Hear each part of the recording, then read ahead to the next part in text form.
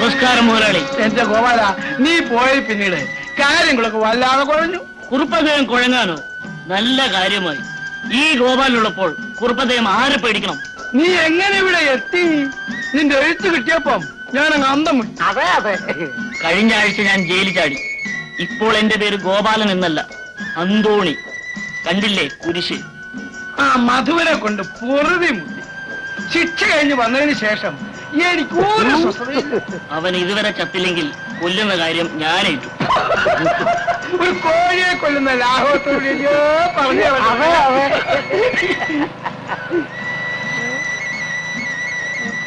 ഇവളിപ്പോഴും അവന്റെ ചരക്കാണു. അവരും തെറ്റി, എന്നിട്ടും ഒരു പിടി തരുന്നില്ല. നല്ല ദിവസം. ഞാനൊന്ന് മുട്ടി നോക്കാം.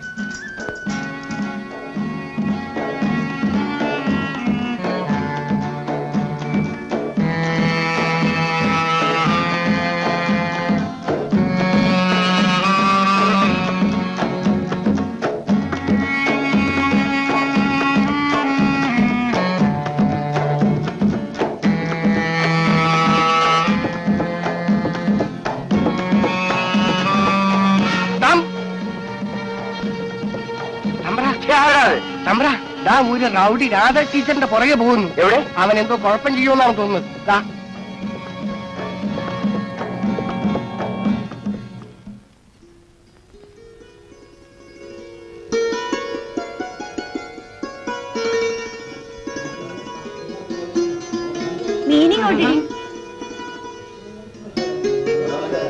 ഈ പാത്രത്തിന് എന്താ വില?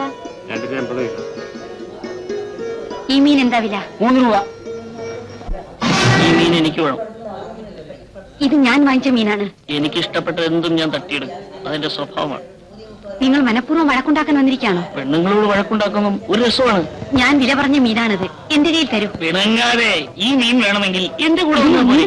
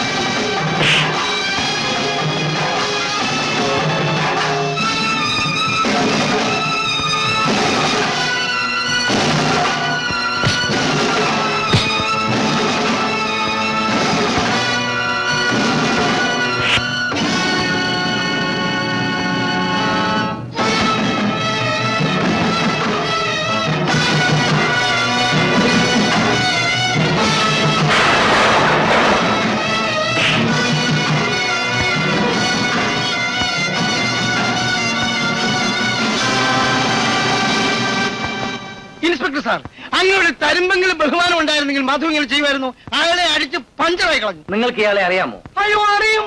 നല്ല മനുഷ്യൻ, ഒരു കൊതുകിനെ പോലും ഉപദ്രവിക്കാത്ത പഞ്ചപാവം. ഇയാൾ ഒരു തെറ്റും ചെയ്യില്ല സാർ. മധു അങ്ങോട്ട് കയറി ചെന്ന് വഴക്കുണ്ടാക്കിയായിരുന്നു. പച്ചക്കള്ളം. ഇയാൾ എന്റെ കയ്യിൽ കടന്നു പിടിച്ച് അനാവശ്യം പറഞ്ഞപ്പോഴാണ് അടിച്ചത്. ശരിയാണ് യമനെ. ഇയാൾ രാധ ടീച്ചറുടെ കൈ പിടിക്കുന്നത് ഞാനും കണ്ടു. അയ്യോ, ഇവരെല്ലാം മധുവിന്റെ ആളുകളാണ്. നിങ്ങൾ ദയവ് ചെയ്ത് മിണ്ടാതിരിക്കണം. എന്റെ ജോലി ചെയ്യാൻ എനിക്കറിയാം. എന്താണ് നിന്റെ പേര്? അന്തോണി. എന്നാണ് നീ ക്രിസ്തുമതം സ്വീകരിച്ചത്? ഞാൻ നിൽക്കണോടെ. ജയിലിൽ കിടക്കുമ്പോ ഗോപാലൻ, ജയിലിന് പുറത്തു വന്നാൽ അന്തോണി. ഇവന് പിന്തുണ നൽകാൻ പഞ്ചായത്ത് പ്രസിഡന്റും. ഈശ്വര, ഇതെന്തൊരു ലോകം! സത്യമായിട്ടും ഈ രഹസ്യങ്ങളൊക്കെ ഞാനിപ്പോഴാണ് അറിയുന്നേ. സാരമില്ല, ക്രമേണ കൂടുതൽ മനസ്സിലാവും. നടക്കാൻ കൊണ്ടുപോരെ.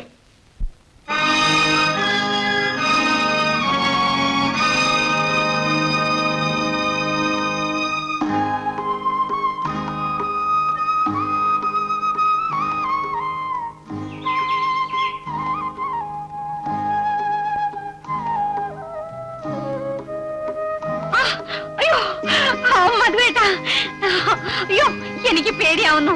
വിടു മധുവേട്ടാ. അയ്യോ അയ്യോ, മഴ ഇപ്പൊ മറിയും. അറിയട്ടെ, നമുക്ക് ഒരുമിച്ച് മുന്നിൽ കഴിക്കാം. എന്താ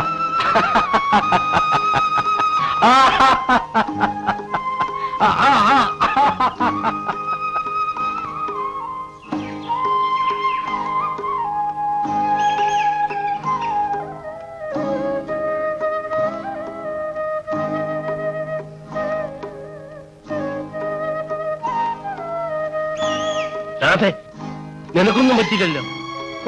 വിവരം പറഞ്ഞപ്പോൾ ഞാൻ നടുങ്ങിപ്പോയി. ഏതായാലും ആ മധു തക്ക സമയത്ത് വന്നതുകൊണ്ട് നീ രക്ഷപ്പെട്ടു. നീ മധുവിനോടൊരു നന്ദി വാക്ക് പോലും പറഞ്ഞില്ലല്ലോ.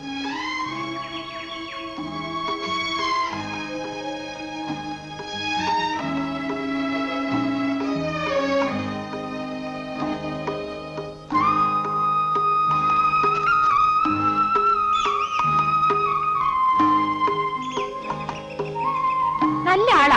ഞാൻ എവിടെയെല്ലാം നോക്കി. നീ എന്തിനോട് വന്നു? പെരക്കകത്തിരുന്നിട്ട് ഇരിപ്പ് ഉറയ്ക്കുന്നില്ല. ചന്തയിൽ ആരെയോ തല്ലിന്ന് കേട്ടല്ലോ. എന്നോട് ആര് പറഞ്ഞു? ഞാൻ അറിഞ്ഞു. എന്തിനാ കൊച്ചമ്പുരാൻ ആൾക്കാരെ കൊണ്ട് ഇങ്ങനെ പറയിപ്പിക്കുന്നത്? ഉപദേശിക്കാൻ വരുന്നത് എനിക്കിഷ്ടമല്ല. കൊച്ചമ്പുരാൻ ഇവിടെ ഒറ്റയ്ക്കിരിക്കണ്ട. വരൂ, നമുക്ക് പോകാം. ചവിട്ടേറ്റ പാമ്പ് കാത്തിരുന്ന് കൊത്തും. നിന്നെ കൊണ്ട് തോറ്റുപണി. വാ, നമുക്ക് പോവാം.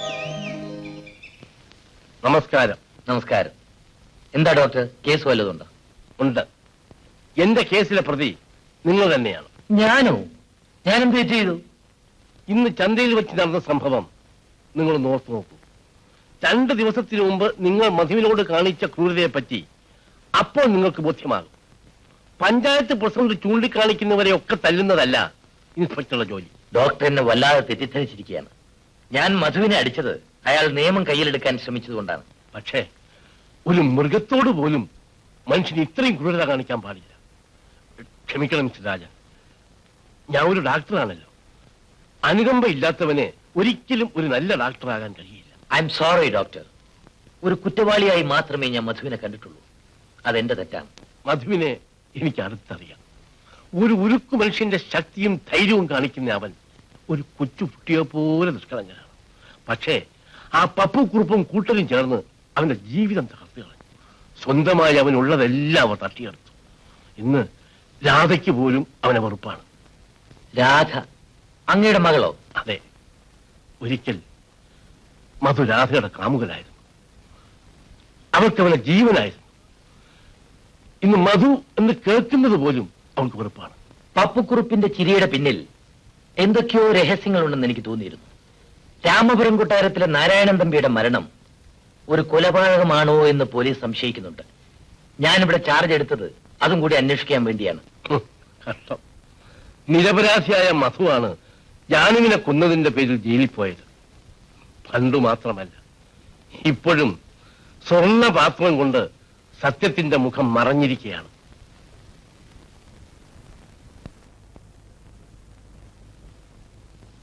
മതി മതി, കുടിച്ചു കുടിച്ച് ചാകാറായി. എനിക്ക് കുടിക്കണം. കുടിച്ചു കുടിച്ച് നശിക്കണം. ഞാൻ അതിന് സമ്മതിക്കത്തില്ല.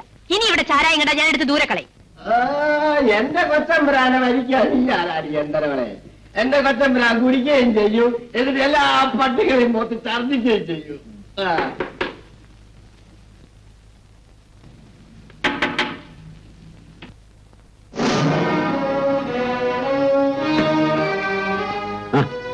ഇൻസ്പെക്ടർ സാർ, നിങ്ങൾ ഇവിടെയും വന്നു? മധു, നിങ്ങൾ ഇപ്പോൾ തന്നെ എന്റെ കൂടെ വരണം. എന്താണ് എന്റെ പേരിലുള്ള പുതിയ ചാർജ്? ഈ പാവങ്ങളുടെ കൂടെ താമസിക്കുന്നതും തെറ്റാണോ? സംസാരിച്ച് നിൽക്കാൻ സമയമില്ല, വരൂ. കൊച്ചമ്പുരാൻ ഇന്ന് ഒരു വക കഴിച്ചതല്ല. അക്കാര്യത്തിൽ നീ വിഷമിക്കേണ്ട. സൽക്കരിച്ചോളൂ.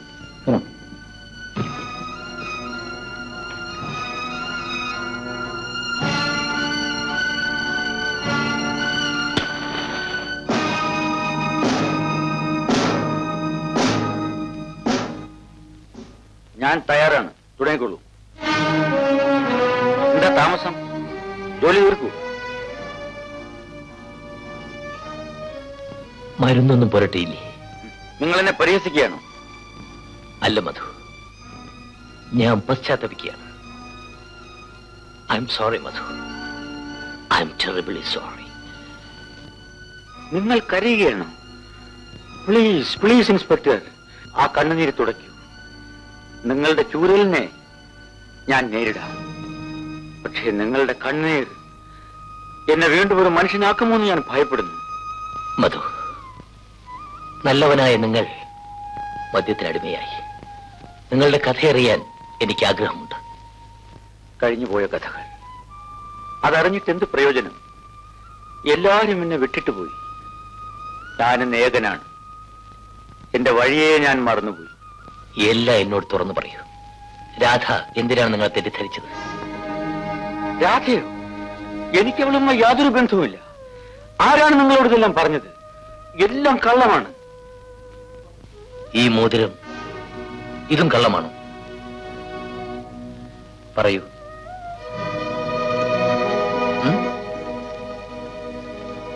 പറയൂ മധു. ഇല്ല, ഇത് സത്യമാണ്. ഇതാണ് എന്റെ ജീവിതത്തിൽ അവശേഷിക്കുന്ന